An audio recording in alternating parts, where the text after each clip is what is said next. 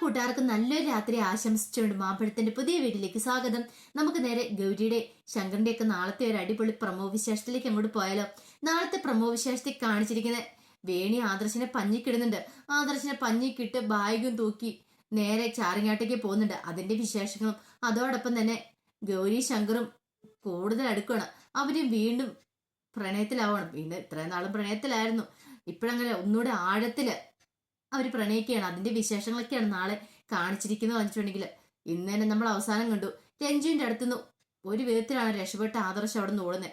പക്ഷെ രഞ്ജു ഉദ്ദേശിച്ച കാര്യം നടന്നു. രഞ്ജുവിന് ആദർശിനെ സ്വന്തമാക്കണം എന്നായിരുന്നു ആഗ്രഹം.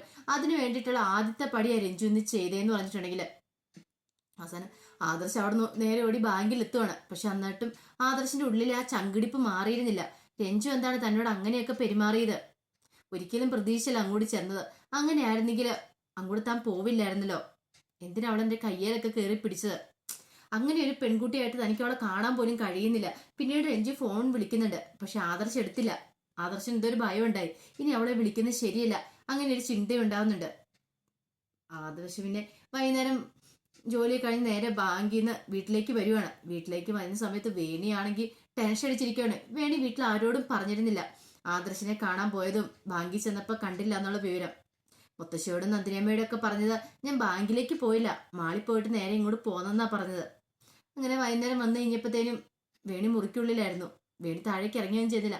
ആദർശം അങ്ങോട്ട് കയറി വന്നു കഴിഞ്ഞപ്പോൾ വേണി ചോദിച്ചു, ആദർശാണ് എന്നെ എവിടെ പോയതാന്ന് ചോദിക്കുകയാണ്. ആദർശോട് ഞാൻ ബാങ്കിൽ പോയത്, പിന്നെ ഞാൻ ബാങ്കിലല്ലാതെ എവിടെ പോയതാന്ന് ചോദിക്കുകയാണ്. അവസാനം വേണു പറഞ്ഞു, എന്നോട് എന്തിനാ ആദർശേട്ട കള്ളം പറയണേന്ന് ചോദിക്കുകയാണ്. വേണി ഞാൻ കള്ളമൊന്നും പറഞ്ഞിട്ടില്ല, അതെ ഞാൻ ഇത് ബാങ്കിൽ വന്നിട്ടുണ്ടായിരുന്നു പറയണം. ഇത് കേട്ടതോ ആദർശം ഞെട്ടി. ആദർശ് ഒരിക്കലും പ്രതീക്ഷിച്ച കാര്യമല്ലത് വേണി ബാങ്കിൽ വരുമെന്നുള്ള കാര്യം. വേണി പറഞ്ഞു, ആദർശ് ചോദിച്ചു, നീ എന്തിനാ വേണി അങ്ങോട്ട് വന്നേന്ന് ചോദിക്കുകയാണ്. എനിക്ക് ആദർശനെ കാണായിരുന്നു, ആദർശനെ ബാങ്കിൽ ഒന്ന് കണ്ട് പരിചയപ്പെടായിരുന്നു, അതിനു വേണ്ടി ഞാൻ വന്ന. പിന്നെ ആദർശേട്ടൻ കൂട്ടി പുറത്തേക്ക് പോകാനും കൂടി ആയിട്ട് വന്ന. അതുകൊണ്ടല്ലേ എനിക്ക് സത്യങ്ങളൊക്കെ മനസ്സിലാക്കാൻ സാധിച്ചേ. ആദർശന്റെ കള്ളത്തരം അതാണല്ലേ എനിക്ക് മനസ്സിലായെന്ന് ചോദിക്കുകയാണ്. ആദർശ് ചോദിച്ചു, ഞാൻ എന്ത് കള്ളത്തരം കാണിച്ചെന്നാ? അല്ലെ പിന്നെ സത്യം പറ, ആദർശാൻ ആ സമയത്ത് എവിടെ പോയതായിരുന്നു? ആദർശാന്റെ പുതിയ ഫ്രണ്ട് ഉണ്ടല്ലോ ശിവരഞ്ജിനി, അവളും ഇല്ലായിരുന്നല്ലോ അവിടെ. അവിടുത്തെ പ്യൂണിനോട് ഞാൻ ചോദിച്ചായിരുന്നു, നിങ്ങൾ രണ്ടുപേരും ഒരുമിച്ചാ പോയെന്നാ പറഞ്ഞെന്ന് പറയാണ്. ഒരുമിച്ചാ പോയെന്ന് വേണി ഒരു തള്ളി അങ്ങ് മറിച്ചാണ്. ഒരുമിച്ചാ പോയതാണെന്ന് വേണിക്കറിയില്ലായിരുന്നു. ഒത്താലൊത്തു എന്നൊരു രീതിക്ക് പറഞ്ഞാണ്. പെട്ടെന്ന് ആദർശന് അപകടം അടുത്തു. ഇനി ഇവളോട് മറച്ചു വെക്കുന്നതിലൊന്നും അർത്ഥമില്ല. ആദർശ് പെട്ടെന്ന്, അത് വേണി എനിക്ക് അവളെ വീട്ടിൽ വരുന്ന കൊണ്ടാക്കേണ്ട വന്നു. വീട്ടിൽ കൊണ്ടാക്കണം അതെന്തിനാ? അത് അവൾക്ക് പ്രഷറിലൊന്ന് ലോ ആയിപ്പോയി. ആ സമയത്ത് അവളെ വീട്ടിൽ കൊണ്ടാക്കാനായിട്ട് ഞാൻ പോയതാ. പോയ ഉടനെ ഞാൻ തിരിച്ചു വന്നായിരുന്നു പറയാം. ആദർശേട്ടൻ വെറുതെ കള്ളം പറയണ്ടാവുന്നതാണ്. സത്യ വേണി ഞാൻ പറയുന്നേ. അവളെ വീട്ടിൽ കൊണ്ടാക്കാൻ പോയതാ. അവൾക്ക് തീരെ വയ്യായിരുന്നു, നടക്കാൻ പോലും വയ്യാത്ത അവസ്ഥയായിരുന്നു. ഓഹോ അങ്ങനെയായിരുന്നില്ലേ? അന്നെങ്കിൽ നിനക്കൊരു കാര്യം ചെയ്യുമ്പോഴല്ലോ, അവിടെ പ്യൂൺ ഉണ്ടായിരുന്നു, വേറെ ലേഡീസ് ഉണ്ടായിരുന്നല്ലോ, അവരെ വിളിച്ചു വിടാൻ മേലായിരുന്നു. ആദർശേട്ടൻ തന്നെ എന്തിനാ പോയെന്ന് ചോദിക്കുകയാണ്. അത് വേണി എന്റെ ജൂനിയർ ആയിട്ട് പഠിച്ച കുട്ടിയല്ലേ, പോരാത്തിന് ഞങ്ങൾ തമ്മില് നല്ല പരിചയമുണ്ട്, അതുകൊണ്ടാണ് ഞാനവിടെ കൊണ്ടയാക്കാൻ പോയെന്ന് പറയണേ. ഓഹോ അപ്പൊ അങ്ങനെയാണ് കാര്യങ്ങള്. ബാങ്കിലേക്കാന്നും പറഞ്ഞ് ഇവിടുന്ന് പോയിട്ട് ആദർശന് ഇഷ്ടമുള്ളിടത്തോളം ആദർശന് ചുറ്റി അടിക്കുമല്ലേ? അപ്പൊ എന്നെ പറ്റിച്ചോണ്ടിരിക്കുവായിരുന്നു അല്ലേന്ന് ചോദിക്കുകയാണ്. അല്ല അവളെ കൊണ്ടയാക്കേണ്ട ഇത്ര ആവശ്യമായിരുന്നു ആദർശേട്ടന്? അവളും ആദർശനും തമ്മിലുള്ള ബന്ധം എന്താന്ന് ചോദിക്കുകയാണ്. അത് വേണി ഞങ്ങൾ തമ്മിൽ അറിയാലോ, എന്റെ ജൂനിയർ ആയിട്ട് പഠിച്ച കുട്ടിയല്ലേ എന്നൊക്കെ ചോദിക്കുന്നുണ്ട്. പിന്നീട് എന്ന് പറഞ്ഞിട്ടുണ്ടെങ്കിൽ വേണിക്ക് അങ്ങോട്ട് ദേഷ്യം വന്നു. വേണു, ഓഹോ അങ്ങനെയാണ് കാര്യങ്ങളല്ലേ, ആദർശാണ് എന്നോട് കള്ളം പറയുന്നതെന്ന് എനിക്ക് മനസ്സിലായി. വെറുതെ എന്നോട് കള്ളം പറയേണ്ട ആദർശേട്ടാ, എന്തിനാ എന്നെ പറ്റിക്കണേ? എനിക്കറിയാം നിങ്ങൾ തമ്മിൽ അറിയാത്തൊരു ബന്ധമുണ്ട്. കഴിഞ്ഞ ദിവസം ഞാൻ ആദർശേട്ടൻ അയച്ച മെസ്സേജസ് ഒക്കെ കണ്ടതാണ്. അതിനകത്ത് നിന്ന് തന്നെ മനസ്സിലായി. ഇപ്പൊ എപ്പം നോക്കിയാലും ആദർശേട്ടൻ ഫോണിനകത്ത് തന്നെ അവളോട് സംസാരിക്കാനല്ലേ സമയമുള്ളൂ.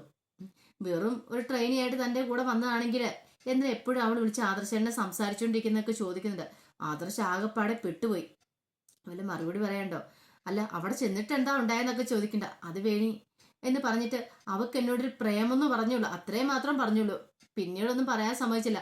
അതിനു മുമ്പ് അവിടെ ഇരുന്ന് ഫ്ലവർ വേസ് എടുത്ത് ആദർശന് തലക്കിട്ടൊരെണ്ണം കൂടെ കൊടുക്കുവാണ്. ആദർശ് അവിടെ തലയിറങ്ങി കിറങ്ങി വീഴുക. പിന്നീട് വേണി ബാഗ് എടുത്തുകൊണ്ട് പുറത്തേക്ക് പോവാണ്. ആ വിശേഷങ്ങളൊക്കെ നമ്മൾ കണ്ടേന്ന് പറഞ്ഞിട്ടുണ്ടെങ്കിൽ ഒരു പക്ഷേ ഇത് ആദർശന് വെറും സ്വപ്നം മാത്രമായിരിക്കാം.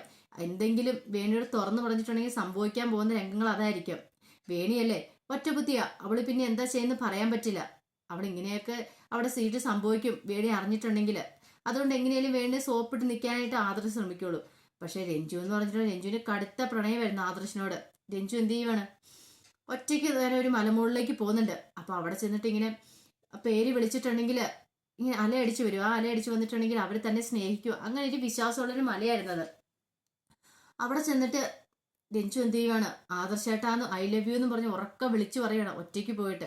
അത് ശരിക്കും നട്ടപ്രാന്ത് തന്നെയാണ്. കാരണം അവൾക്കറിയാം കല്യാണം കഴിഞ്ഞ വേണിയായിട്ട് ഭാര്യ ഉണ്ടെന്നൊക്കെ അറിയാം. പിന്നെ അവൾക്ക് പുറകെ നടക്കേണ്ട ഒരു ആവശ്യമില്ല. പക്ഷെ എന്തോ അവൾക്കൊരു വൈരാഗ്യബുദ്ധി പോലെയാണ് അവള് സ്നേഹിക്കുന്നത്. അതിന് പുറകിൽ എന്തെങ്കിലും ഒരു കാരണം കാണുമായിരിക്കും. ആദർശിനെ സ്നേഹിക്കാനായിട്ട് ഇങ്ങോട്ട് കയറി വരണമെങ്കിൽ എന്താ അവളുടെ ഉദ്ദേശം നമുക്ക് പറയാൻ പറ്റില്ല. ഇതെല്ലാം കഴിഞ്ഞ് കഴിയുമ്പോൾ അവര് പറയും ഒരുപക്ഷെ ശിവരഞ്ജിനി ആരാന്ന് എന്താന്ന് നമുക്കറിയില്ല. അവളെ കുറിച്ചുള്ള ചെറിയ ഡീറ്റെയിൽസ് മാത്രമേ നമുക്കറിയത്തുള്ളൂ. അവൾ ഏതോ വേറെന്തോ ഒരു ഉദ്ദേശത്തോടു കൂടി വന്നാണ്. ട്രെയിനിയായിട്ട് വന്നോന്നൊക്കെ ശരി തന്നെ. പക്ഷെ ആദർശിനെ പൂട്ടാനുള്ള വരവാണ് അവളുടെ. പിന്നീട് കാണുക എന്ന് പറഞ്ഞിട്ടുണ്ടെങ്കിൽ ഒരു വിശേഷം എന്ന് പറഞ്ഞിട്ടുണ്ടെങ്കിൽ ശങ്കറും ഗൗരി അവരെങ്ങനെ വീണ്ടും ആഴ്ത്തി പ്രണയിച്ചുകൊണ്ടിരിക്കുകയാണ്. തങ്കച്ചിയൊക്കെ പഠിച്ച പണി 18 നോക്കി ശങ്കറിനെയും ഗൗരിയും തമ്മിൽ അകറ്റാനായിട്ട്. പക്ഷെ ആ പദ്ധതികളൊന്നും വിജയിച്ചില്ല. അങ്ങനെ അവര് വീണ്ടും പ്രണയിച്ച് കെട്ടിപ്പിടിച്ച് നിൽക്കുന്ന കുറെ രംഗങ്ങളൊക്കെ കാണിച്ചിട്ടുണ്ട്. അപ്പൊ ഗൗരിയുടെ ഉള്ളില് കമലയെക്കുറിച്ചുള്ള ദുഃഖങ്ങളൊക്കെ കുറച്ച് മാറി വരുന്നുണ്ട്. പക്ഷെ എന്നാലും അങ്ങനെ കമലയടത്തിന്റെ ഈ അവസ്ഥയ്ക്ക് കാരണക്കാരായ ശേഖരനെ വെറുതെ വിടാനായിട്ട് ഗൗരി ഉദ്ദേശിച്ചിട്ടില്ലായിരുന്നു. ഗൗരി അതിനുള്ള നീക്കങ്ങളൊക്കെ നടത്തുന്നുണ്ടായിരുന്നു. അതോടൊപ്പം തന്നെ ശങ്കറിനെയും ചേർത്ത് പിടിക്കുന്നുണ്ട്. അവർ വീണ്ടും അങ്ങനെ നന്നായിട്ട് നല്ല അടിപൊളിയായിട്ട് അങ്ങനെ പ്രണയിച്ച് മുന്നോട്ട് പോവാ. അതിന്റെ വിശേഷങ്ങളൊക്കെയാ നാളെ കാണാൻ പോകുന്നു പറഞ്ഞിട്ടുണ്ടെങ്കിൽ ആ വിശേഷങ്ങൾക്കായി നമുക്ക് എല്ലാവർക്കും കാത്തിരിക്കാം കേട്ടോ.